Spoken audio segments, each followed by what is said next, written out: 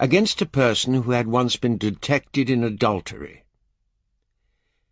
As Epictetus was saying that man is formed for fidelity, and that he who subverts fidelity subverts the peculiar characteristic of men, there entered one of those who are considered to be men of letters, who had once been detected in adultery in the city. Then Epictetus continued, "But if we lay aside this fidelity for which we are formed, and make designs against our neighbour's wife, what are we doing? What else but destroying and overthrowing? Whom the man of fidelity, the man of modesty, the man of sanctity? Is this all?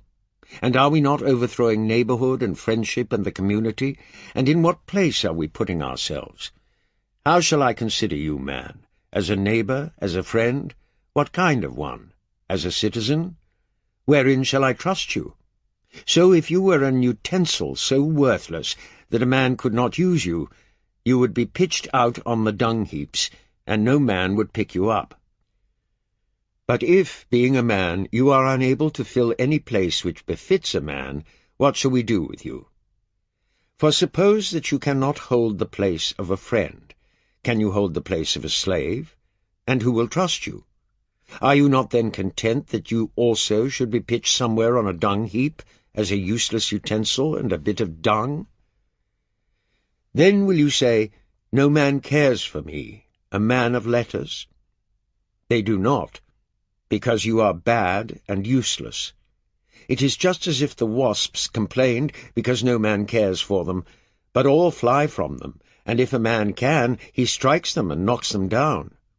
You have such a sting that you throw into trouble and pain any man that you wound with it. What would you have us do with you? You have no place where you can be put. What then? Are not women common by nature?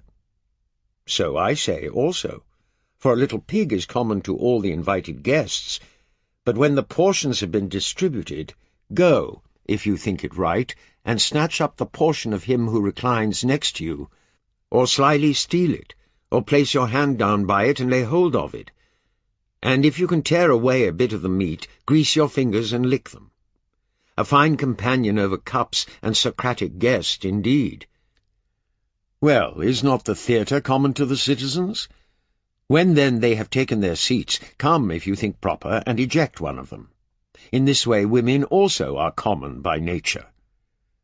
When then the legislator, like the master of a feast, has distributed them, will you not also look for your own portion, and not filch and handle what belongs to another?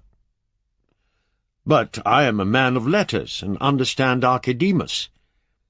Understand Archidemus, then, and be an adulterer and faithless, and instead of a man be a wolf or an ape, for what is the difference?